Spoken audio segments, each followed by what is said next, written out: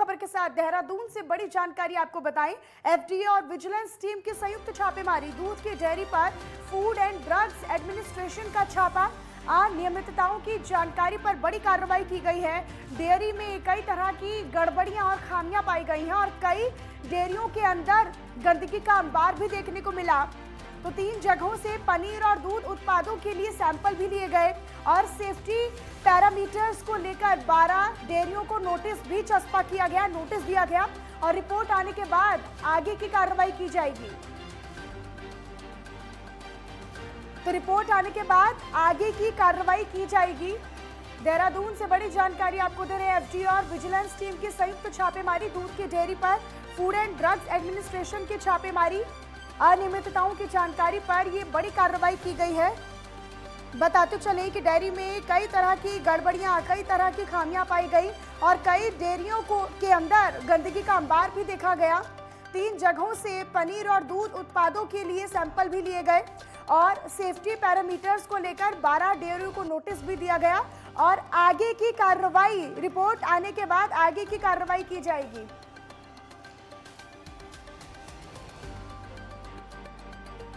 तो दूध के डेयरी पर फूड एंड ड्रग्स एडमिनिस्ट्रेशन की छापेमारी, अनियमितताओं की जानकारी पर यह बड़ी कार्रवाई की गई है। डेयरी में कई तरह की गड़बड़ियां पाई गई, कई तरह की कमियां, खामियां पाई गई और कई डेयरियों के अंदर तो गंदगी का अंबार भी देखने को मिला।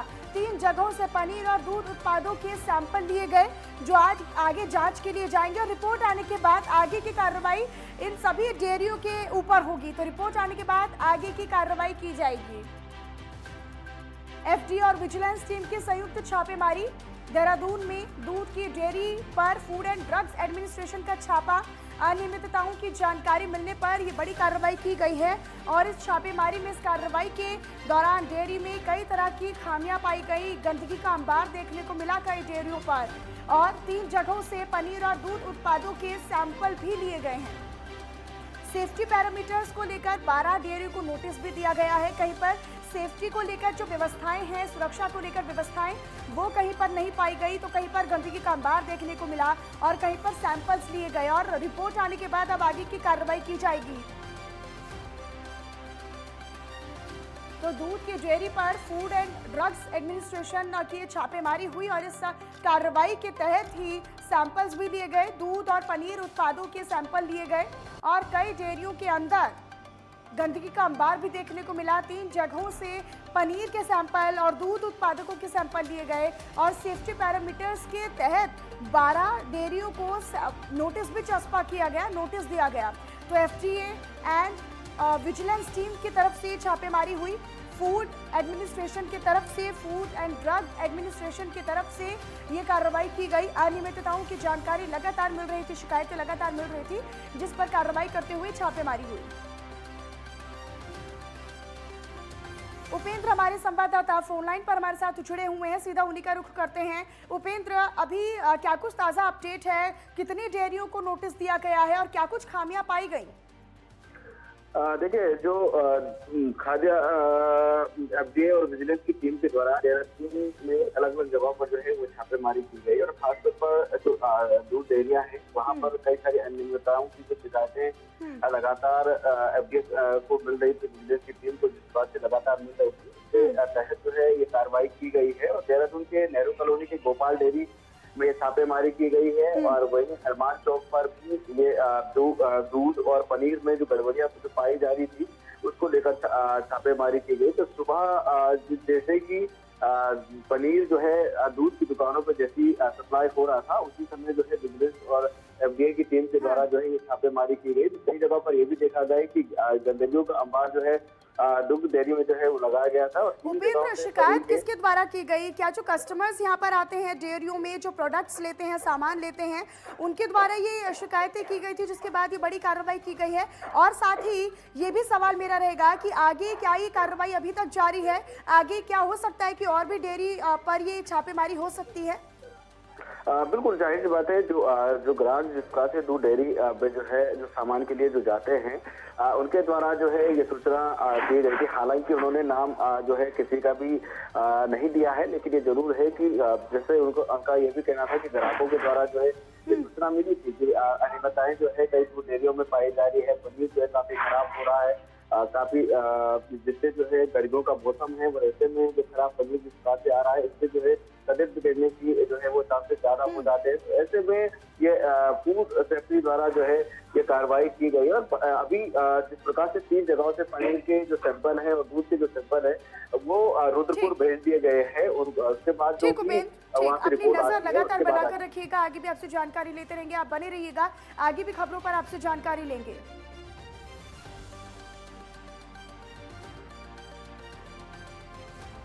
और वहीं मुख्यमंत्री पुष्कर सिंह धामी से आज मुख्यमंत्री आवास पर पर्यावरण और जलवायु परिवर्तन मंत्री भूपेंद्र यादव ने मुलाकात की, और इस मुलाकात के दौरान मुख्यमंत्री और केंद्रीय मंत्री के बीच राज्य के तमाम विभिन्न मुद्दों पर चर्चा हुई। और मुख्यमंत्री पुष्कर सिंह धामी ने केंद्रीय मंत्री से वन विभाग के एनओसी और क्लियरेंस के संबंधित केंद्रीय स्तर पर लंबित मामलों से अवगत कराया।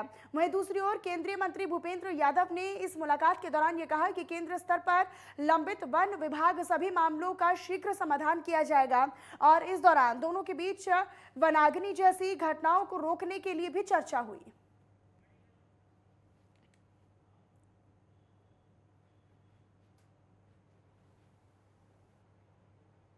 एक और बड़ी जानकारी आपको दें, देहरादून से मिल रही है। आम आदमी पार्टी ने प्रदेश अध्यक्ष का ऐलान कर दिया है। तो राज्य में प्रदेश अध्यक्ष का ऐलान आम आदमी पार्टी की तरफ से किया गया है। वरिष्ठ नेता दीपक बाली को नया प्रदेश अध्यक्ष बना दिया गया है, और आम आदमी पार्टी प्रभारी दिनेश मोहनिया ने ये नाम का ऐलान किया है, नाम की घोषणा की है। हमें चुनाव में हारने का गम नहीं है, ये दिनेश मोहनिया ने कहा है। लगातार काम की राजनीति पार्टी करती रहेगी। आम आदमी पार्टी के प्रदेश कार्यालय में आज आम आदमी पार्टी के प्रभारी दिनेश मोहनिया द्वारा नए प्रदेश अध्यक्ष के रूप में काशीपुर से पार्टी के वरिष्ठ नेता और उम्मीदवार रहे दीपक बाली को नया प्रदेश अध्यक्ष घोषित किया गया है। और घोषणा करने के बाद, ऐलान करने के बाद आम आदमी पार्टी के प्रभारी ने ये कहा कि आम आदमी पार्टी काम करने वाली पार्टी है, और जिस तरीके से पार्टी ने प्रदेश की सभी 70 विधानसभा सीटों पर चुनाव लड़ा, उससे ये जाहिर होता है कि जनता ने पार्टी को अपार प्यार दिया, स्नेह दिया, सम्मान दिया।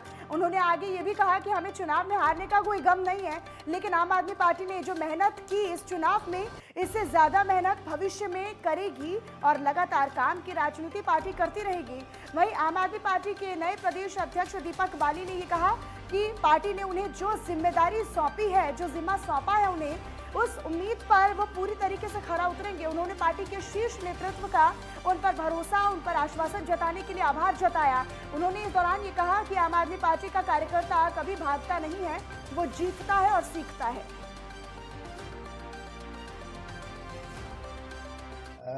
जिम्मेदारी जो आज मुझे पार्टी के शीर्ष नेतृत्व ने दी है, उसके लिए मैं बहुत धन्यवाद करता हूं, और अपने राज्य के लोगों का, कार्यकर्ताओं का, और उत्तर प्रदेश के लिए जनता का भी बहुत बहुत धन्यवाद है। और इसके बाद हम लोग सबसे पहले संगठन के ऊपर ही काम करेंगे। बहुत जल्द से जल्द 5 से 7 दिन के अंदर प्रदेश स्तरीय एक कमेटी का गठन करेंगे, टीम बनाएंगे। उसके बाद फिर जिला स्तरीय और विधानसभा स्तरीय संगठन बनाने के बाद अगले चुनाव के निकाय चुनाव की तैयारियां।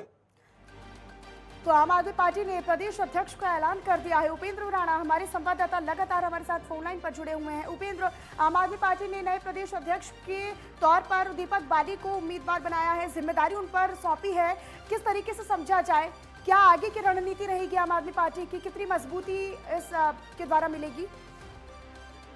देखिए, जिस प्रकार से जो है आम आदमी पार्टी ने एक नई कार्यकारिणी जो है वो बनाने की, जो पुरानी कार्यकारिणी थी उसको भंग कर दिया गया है, और नई कार्यकारिणी जो है अब बनाने की तैयारी जो है वो शुरू की जा रही है। और जिस प्रकार से दीपक बाली से जो है वो प्रदेश अध्यक्ष की जिम्मेदारी दी गई है, काशीपुर से उन्होंने चुनाव भी लड़ा था, काफी वरिष्ठ नेता जो है वो आम आदमी पार्टी के हैं।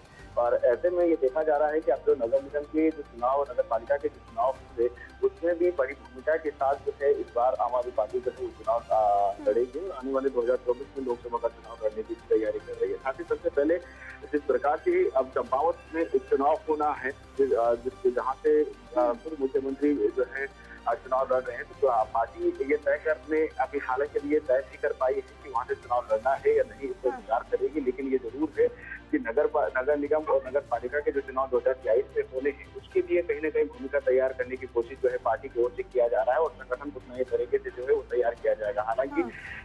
अभी जिस प्रकार से प्रदेश अध्यक्ष का ऐलान जो है वो हो चुका है, अब नए संगठन की तैयारी जो है वो पार्टी की ओर से किया जाएगा।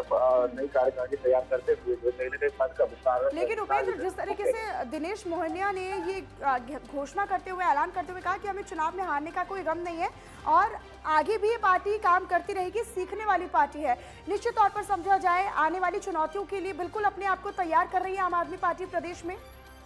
बिल्कुल जाहिर सी बात है, क्योंकि जिस प्रकार से देखा गया था कि विधानसभा चुनाव में किसी भी प्रकार का कोई जनाधार जो है वो हमारी पार्टी का जो है यहाँ पर दिख नहीं रहे। हालांकि पूरी मजबूती के साथ पार्टी ने 2022 में जिस तरह से चुनाव लड़ा, उसके बावजूद देखा गया कि 17 सीटों पर चुनाव लड़ने के बाद हालांकि कोई भी प्रत्याशी जो है अपनी जमानत नहीं बचा पाए। लेकिन ये जरूर है कि आने वाले इन 5 सालों में जो नगर निगम नगर पालिका के जो चुनाव होने हैं, 2024 में लोकसभा के चुनाव होने हैं, फिर आने वाले 2027 में फिर से विधानसभा के चुनाव होने हैं, ऐसे में पार्टी को अगर खड़ा करना है तो संगठन को पूरी मजबूती के साथ जो है वो खड़ा करना होगा। और इसी के चलते जो है उनका कहना था कि हाँ कोई डर नहीं है, सीखने का जो है वो प्रयास जरूर पार्टी करेगी। यही है कि अब नए सिरे से जो है संगठन को अब पार्टी जिस तरीके से मजबूत करके, क्योंकि अब जो टक्कर होनी है सबसे बड़ी पार्टी भाजपा से टक्कर होनी है। हाँ। क्योंकि भाजपा का अगर संगठन की अगर बात की जाए तो काफी मजबूत संगठन भाजपा का है, पूरे प्रदेश भर में काफी बड़ा संगठन है। कांग्रेस का काफी बड़ा जनाधार जो है उत्तराखंड में है। तो ऐसे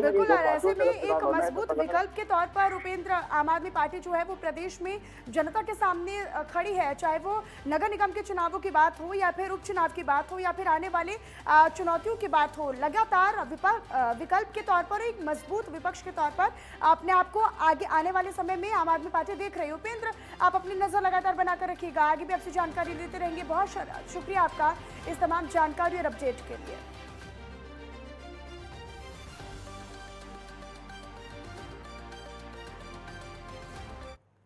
और यहाँ पर वक्त एक छोटे से ब्रेक का हो गया है, आप बने रहिएगा नेटवर्क 10 के साथ।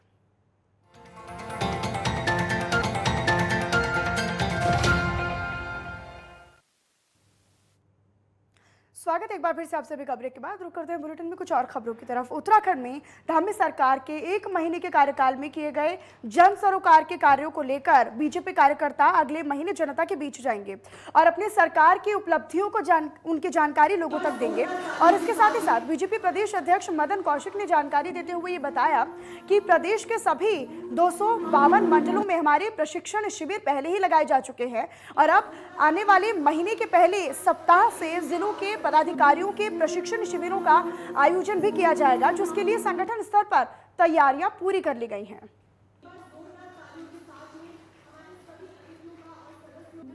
जो सरकार ने प्रमुख काम किए हैं, अब जनता के बीच में 15 दिन के लिए जनता को जाकर उसका जितनी भी विकास की योजनाएं हैं जो हमने बनाई हैं उनकी जानकारी देंगे, जनसंपर्क अभियान चलाएंगे। दूसरा, हमारा जो प्रशिक्षण शुरू हुआ था, हमने 252 मंडलों का पूरा कर लिया था, तब हमारे जिलों का प्रशिक्षण भी मई में शुरू हो रहा है, उसकी भी हमारी तैयारी हो गई है। उस प्रशिक्षण के माध्यम से भी हम कार्यकर्ताओं को आगे और विचार के साथ, दृढ़ता के साथ जनता के बीच में। आज दिल्ली के दौरे पर सीएम पुष्कर सिंह धामी आएंगे और शाम 5 बजे दिल्ली के लिए प्रस्थान सीएम धामी करेंगे। बड़ी जानकारी आपको दे रहे हैं, आज दिल्ली के दौरे पर सीएम पुष्कर सिंह धामी आएंगे और ज्वाइंट कॉन्फ्रेंस में शामिल होंगे सीएम पुष्कर सिंह धामी। 30 अप्रैल को दिल्ली में ज्वाइंट कॉन्फ्रेंस होनी है, सभी मुख्यमंत्रियों न्यायाधीशों की ज्वाइंट कॉन्फ्रेंस होनी है। प्रधानमंत्री नरेंद्र मोदी ज्वाइंट कॉन्फ्रेंस का उद्घाटन करेंगे और सीजेआई समेत सुप्रीम कोर्ट के बाकी जज भी इस दौरान मौजूद रहेंगे। तो सीएम पुष्कर सिंह धामी दिल्ली के दौरे पर आएंगे और प्रधानमंत्री नरेंद्र मोदी इस ज्वाइंट कॉन्फ्रेंस का उद्घाटन करेंगे और इसमें वो अध्यक्षता के तौर पर शामिल रहेंगे। आज दिल्ली के दौरे पर सीएम पुष्कर सिंह धामी रहेंगे। शाम 5 बजे वो रवाना होंगे दिल्ली के लिए। ज्वाइंट कॉन्फ्रेंस में शामिल होंगे सीएम पुष्कर सिंह धामी।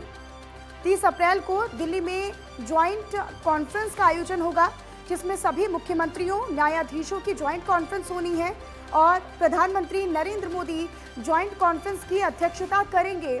सीजेआई समेत सुप्रीम कोर्ट के बाकी जज भी इस ज्वाइंट कॉन्फ्रेंस के दौरान शामिल रहेंगे, मौजूद रहेंगे।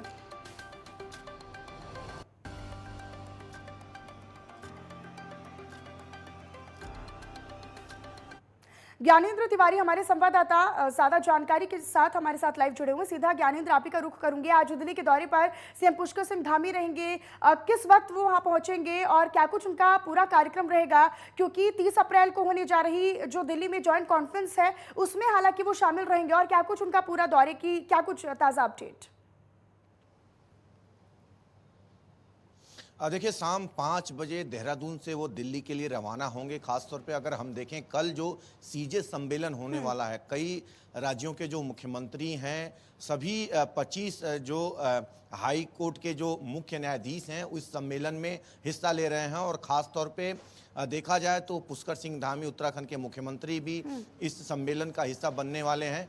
कल 10 साढ़े 10 बजे ये सम्मेलन होगा, जिसे का प्रधानमंत्री नरेंद्र मोदी उद्घाटन करने वाले हैं। खासतौर पे अगर हम देखें तो 5 बजे आज शाम वो दिल्ली के लिए रवाना होने वाले हैं। और जो उम्मीद की जा रही है कि आज तकरीबन शाम को कहीं ना कहीं कई केंद्रीय नेताओं से उनकी मुलाकात भी होगी। और ऐसे में देखा जाए तो राज्य से संबंधित कई सारी योजनाएं जो संचालित हो रही हैं उसको लेके वो कहीं ना कहीं डिस्कस कर सकते हैं कई केंद्रीय नेताओं से।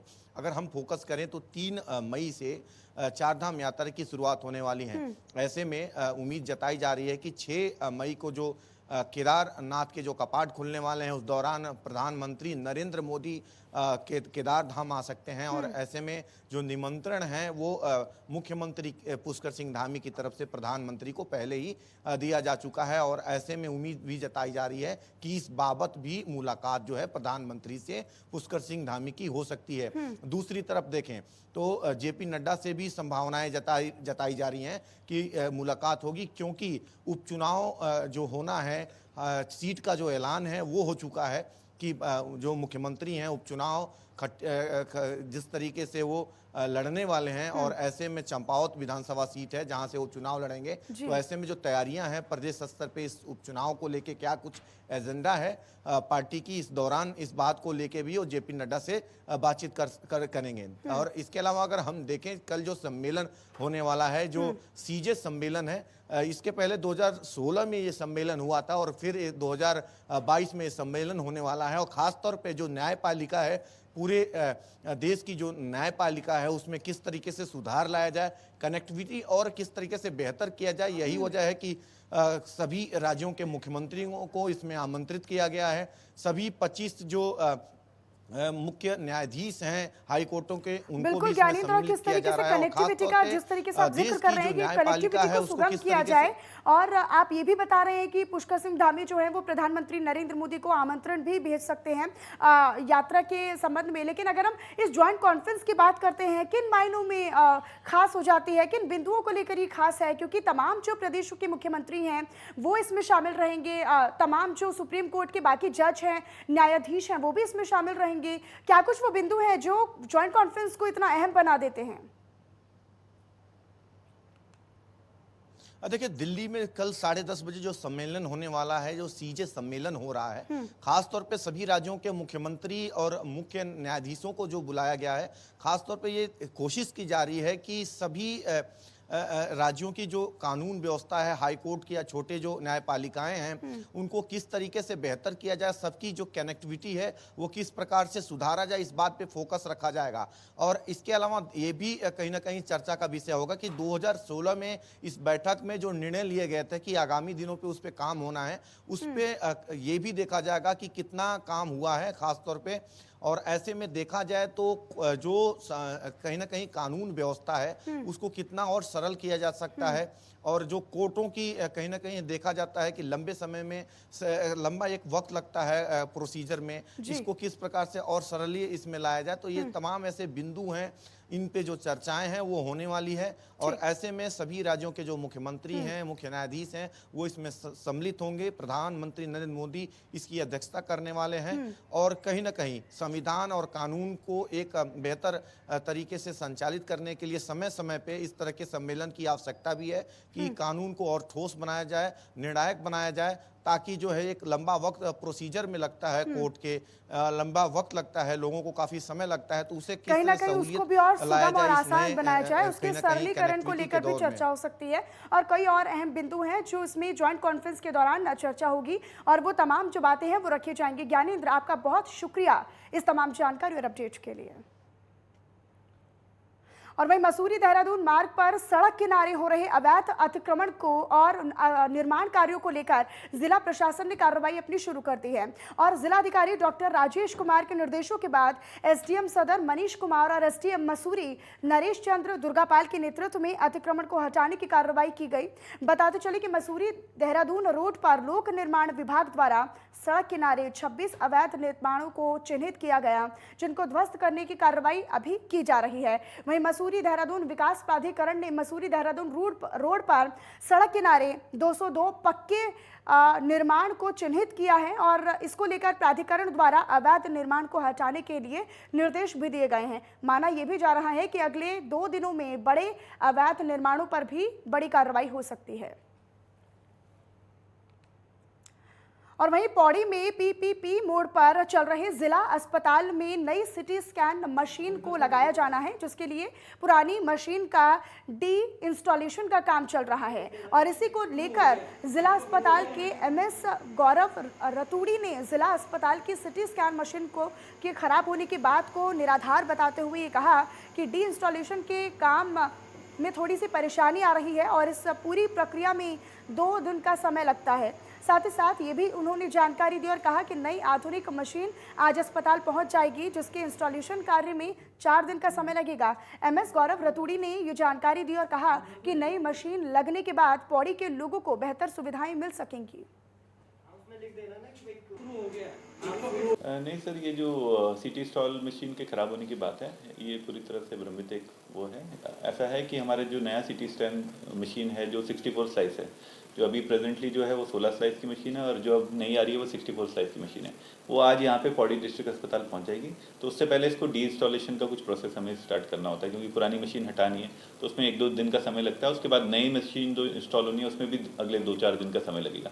तो इस हफ्ते थोड़ा सा सिटी स्कैन में थोड़ी दिक्कतें हो रही हैं, बट नेक्स्ट वीक ऑनवर्ड्स जो है पौड़ी की जनता को बेटर सिटी स्कैन की सुविधाएं अवेलेबल हो जाएंगी।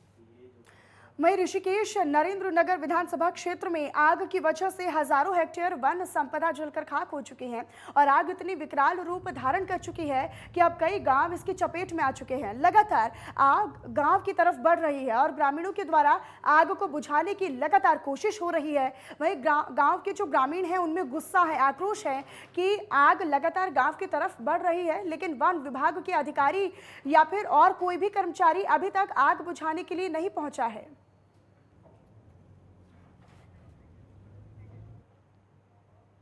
और चलिए फिलहाल इस बुलेटिन में इतना ही। आप बने रहिएगा नेटवर्क 10 के साथ। जय हिंद।